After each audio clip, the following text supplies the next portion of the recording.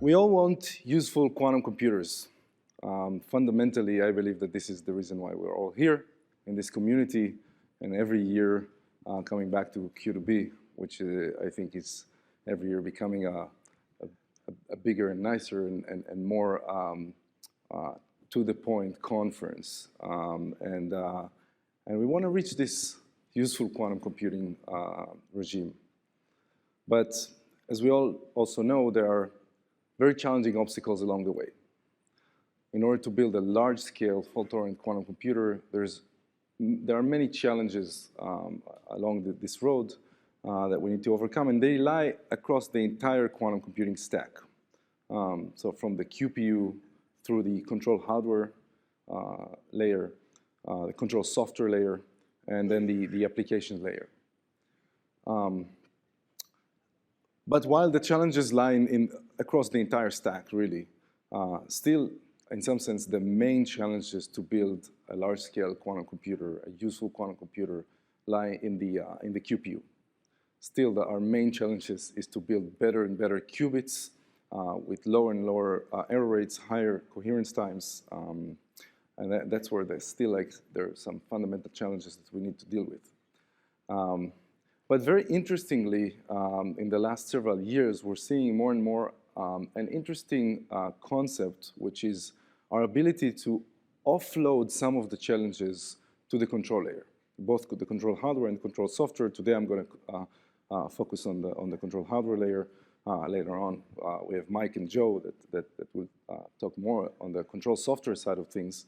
But we're seeing more and more this opportunity to offload some of the challenges into the classical layers, the classical control layers. And we have very, very mature classical computing technologies. So if we can even compensate, even overcompensate with our classical control systems, hardware and software, for some of the challenges we have in the QPU, then this is an interesting approach, at least until we have the perfect qubits. So this is what I'm going to tell you about today. I'm going to tell you a little bit about our perspective. How do we see this opportunity to offload some of the challenges from the QPU to the control hardware system? And then I'll tell you a little bit about what we at Quantum Machines are doing in order to push this topic forward. Okay, so we're seeing really, we identified 4 key aspects that are important to allow us to allow the control hardware to sort of carry some of the burden. And those 4 elements are scaling up, analog specifications, quantum classical integration, and programming flexibility. I'm going to tell you a little bit about each and every one of those, and then tell you what we do at Quantum Machines to meet some of these challenges. So scaling, it sounds pretty trivial. You have a small quantum system, and so you have a small control system. You have a large quantum system. You have a large control system. But this is not that trivial. In fact, with classical computers, the control system does not scale linearly with the size of the computer. But in quantum, it does. And the reason why it does is because we don't have perfect qubits yet. So instead of doing things sequentially on our large quantum processor, we're still parallelizing all the operations because we want to squeeze as many operations that we can in a given time, in the given coherence time. And that's why we're seeing these big control systems. So that's going to become more and more challenging, but we know how to do it. We know how to scale to thousands of qubits in terms of a control system. You can see those pictures are for control systems that are for tens or hundreds of qubits. Now I want to go to the thousands of qubits. This is a very challenging task. Simply scaling up. And scaling up doesn't just mean the number of control channels. It also means the density of the channels, the synchronization between them, as well as the price per qubit, the price per channel or control channel per qubit. So that's scaling up. And very related to this is the analog specification side of things. We need to really optimize the performance of this control system to push fidelities to the limit. And we need to do it at scale. And the reason why this is offloading the QPU is because we have theories that says that with very simple set of gates, we can do any quantum processing that we want. But we're actually using a much, much richer gate set than the necessary, than the theoretical universal set of gates. And the reason why we do it is because we want to be able, again, to optimize the circuits that we want to run much better. So one example for that is an ISWAP gate. You don't need to have an ISWAP gate in your quantum computer. You can have only a CNOT gate in your quantum computer.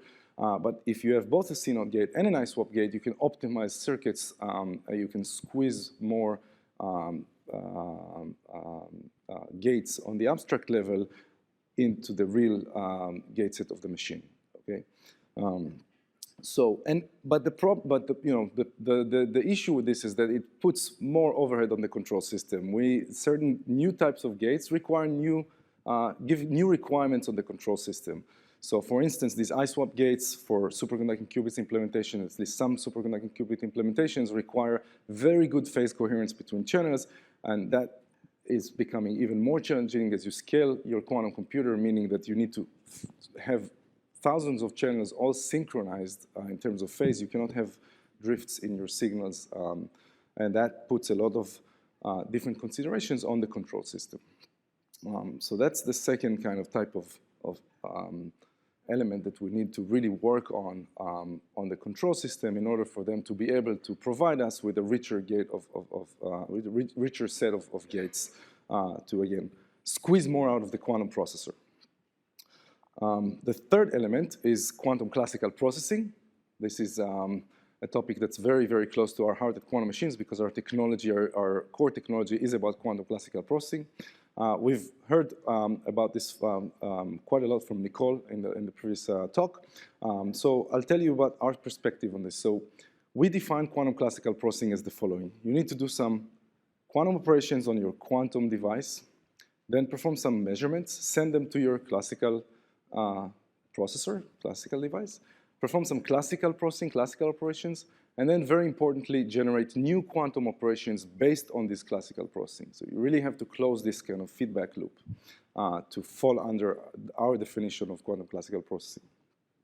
And interestingly enough, many of the kind of hottest topics in quantum computing today fall under this definition, like active state preparation, repeat until success circuits, adaptive quantum error correction schemes, calibration workflows, variation algorithms. All of these have to do with this quantum classical feedback loop. And we kind of looked at these different use cases and we tried to categorize the requirement from the control layers, from the control system, based on these different use cases. And we found two different dimensions that we can analyze this according to.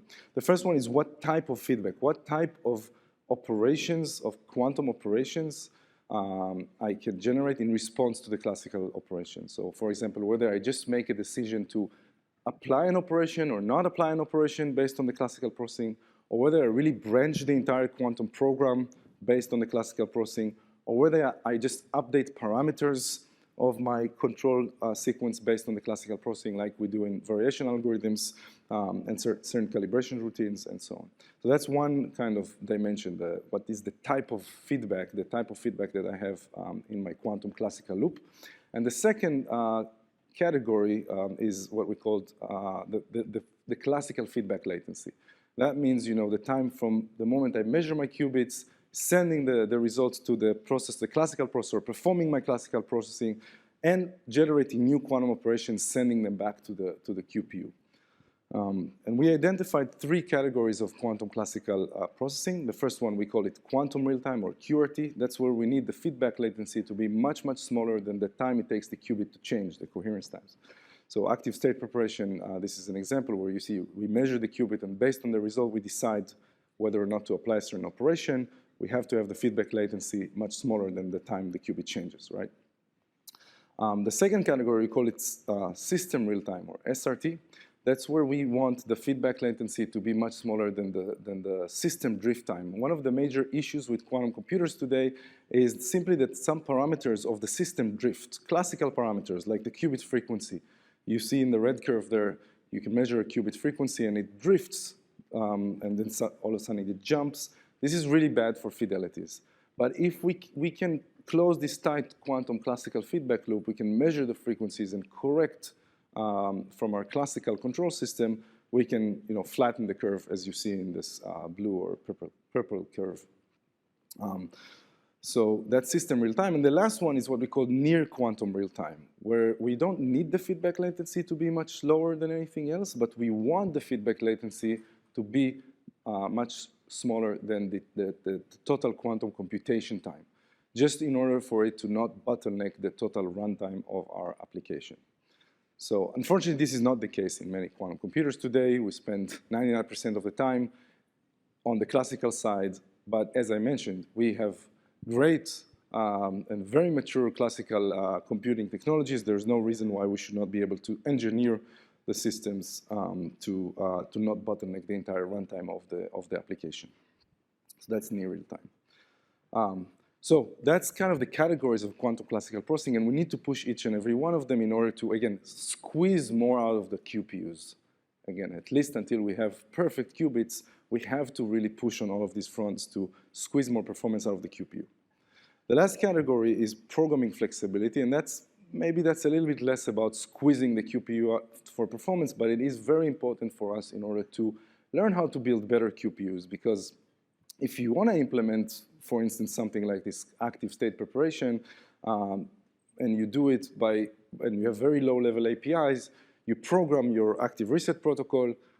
It's on an FPGA, for instance, because you need this real-time performance, and it takes you 3 months. And then you need to tweak something small in your algorithm, and then it takes another 3 months.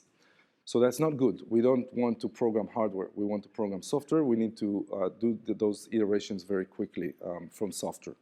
A good example for that is also quantum error correction. So you can go and build your decoder on an FPGA, or even think about building an ASIC to do the quantum error correction decoding. But at this stage of the game, where we don't know yet what is the best decoder, we have to build systems that give us the right latency for quantum error correction decoding, but allow us to tweak and change the decoder schemes, the decoder algorithms from software. And I'll tell you a little bit more about it in a second. So it's programming flexibility. We're going to see a lot more of that in the near future. And that's kind of in order to, again, help building better QPUs and squeeze the QPU for more and more performance. This is the kind of things that we need to think about when we build quantum control hardware as well as software. So I want to tell you a little bit now what we do at Quantum Machines in order to address all of these challenges. And we can address these challenges. In some sense, it's easier than building perfect qubits, right? It's very hard, but as I said, it's classical electronics, hardware and software engineering. We know how to do it. We just need to do it very well in a very suitable manner for quantum control. That's what we do at Quantum Machines. We are all about building control systems for large-scale quantum computers without compromising on performance, because again, we need to push the performance, in fact.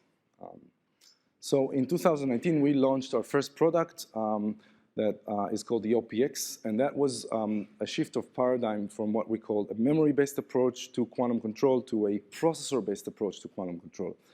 Back in the days, people used to control quantum systems with a control system in which you would generate all the signals you want to send to the QPU in software and then load them into a big chunk of memory. Then you hit the play button, and then the controller just plays like an iPod, all the songs to the QPU. But our approach, the processor-based approach, says that there needs to be a processor inside, a special processor inside the control system that generates all these signals in real time. And that's what we did in 2019. And that's already like the most intimate quantum classical integration right there, because we've integrated classical compute engines into the heart of the quantum controller. So you can do this general classical processing from the controller in the tightest quantum classical loop that one can imagine. So it's kind of like the difference, this change of paradigm from teaching your kid math by teaching them how to do,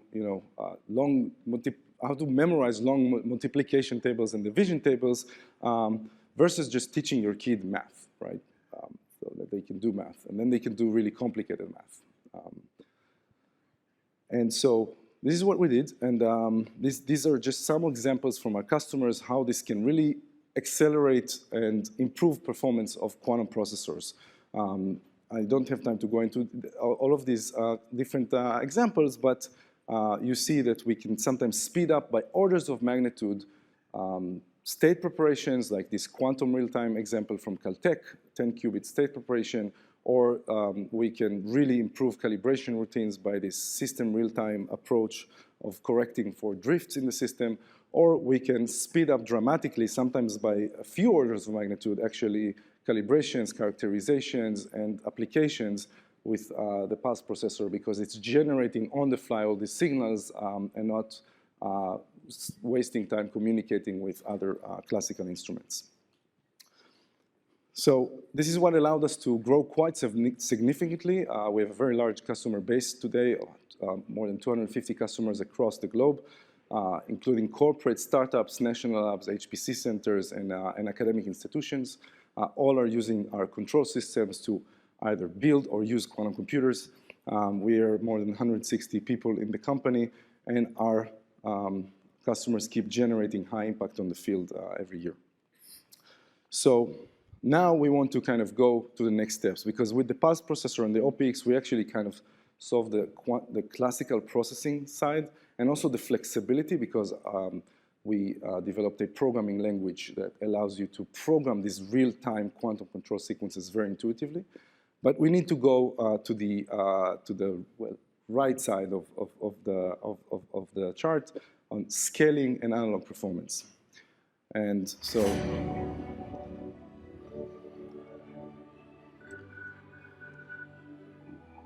yes, this is a very dramatic effect. I wasn't sure if the sound was going to work, but this is our OPX 1000. This is our new control system. It's right here in our booth. You're welcome to come and see it. It's a massively scaled up quantum control system. I believe the highest density of control channels that exist today in the market, at least to our knowledge. So you have, again, the highest density of channels for a single quantum control box, but you can stack them together to basically control thousands of channels in a single rack. So that's very important when you scale up quantum computers today. It's also, we kept this, what we call the OPXness, all this real-time pulse processor approach, and how easy it is to program these quantum classical programs. And we've made significant improvement on the analog performance with state-of-the-art analog specifications. Not going to go into the specs, but we've picked the very, very important specs to optimize certain gate schemes in quantum computing. We also made the system data center ready, which means that it's ready to go into real production environment with hot swappable component, redundancy of single point of failure components, monitoring, etc. And so we're kind of making this leap now from an R&D quantum control system to a data center ready, large-scale quantum control system that supports the largest quantum computers out there. Finally, in the last minute that I have, we're not just scaling up the control system, we're also scaling up this quantum classical integration capabilities that I told you about in our partnership with NVIDIA. So the pulse processor, it has these classical processing engines, the closest possible to the qubits, but the processing power is somewhat limited. So now we're taking the next step and we're integrating with heavy, high-performance compute engines like the NVIDIA Grace Hopper platform. We're creating an ultra-low latency interface between the control system and NVIDIA's GPU to provide the best performance in like QPU, GPU, or QPU, CPU integration. That's the product called DGX Quantum that we're developing these days with NVIDIA. We can tell you more about it. And with that, I think that I can thank you, and I'll be happy to maybe get one or two questions if we have time.